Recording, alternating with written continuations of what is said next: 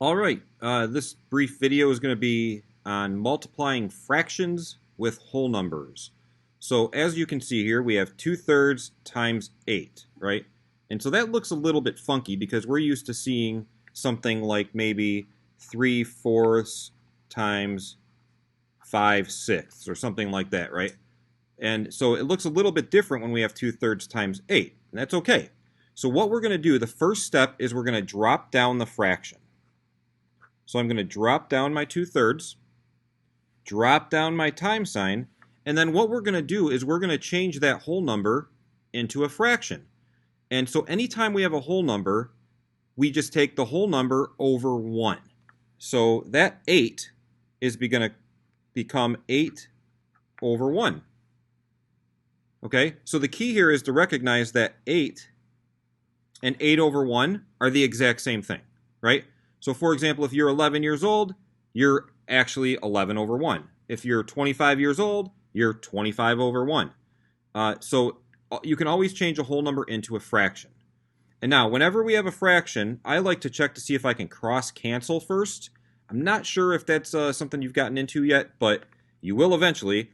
And if you look at the 2 and the 1, you can't reduce that in any way, right? You can't make that smaller. 3 and 8, nothing goes into 3 and 8, so that stays the same also. So you can't actually cross-cancel anything.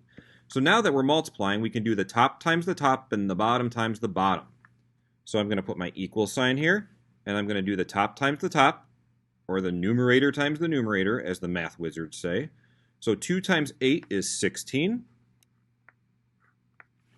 And then on the bottom, the denominator is 3 times 1, which is 3, right? So now what we're left with is 16 thirds, or 16 over 3.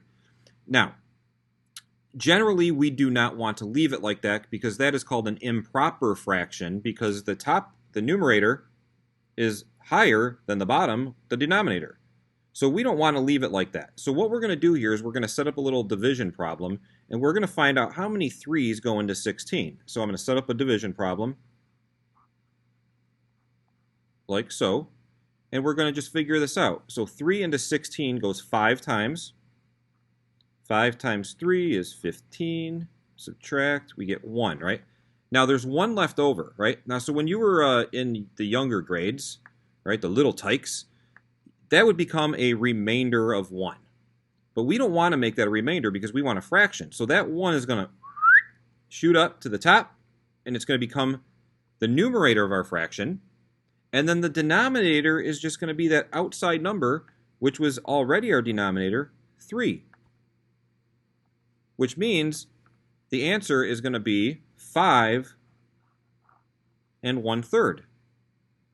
All right, so just to kind of recap what we did here, 2/3 times 8, okay, that looks weird, whoop-de-doo, doesn't matter. Drop down the 2/3, the whole number 8 becomes 8 over 1, right? That's always going to work for a whole number. And then since we're multiplying, we'll check to see if we can cross-cancel anything out. We can't. So 2 times 8, top times top, is 16. Bottom times bottom, 3 times 1 is 3. Oh, sorry, my phone's ringing here. 3 times 1 is 3. Hold on, I'm going to try to pause this. All right, my apologies there. I forgot to take attendance. Anyway, so we did top times top, 2 times 8 is 16, bottom times bottom, 3 times 1 is 3. But then we looked at our answer and we saw, oh, we're top heavy. So we did a long division problem. We saw 3 goes into 16 5 times. And we had a remainder of 1, but we don't use remainders anymore, so we're going to shoot that up to the top. That 1 became your numerator, and the denominator just stayed what our denominator has been the whole time, is 3. So your answer is 5 and 1/3. Hopefully that helps out.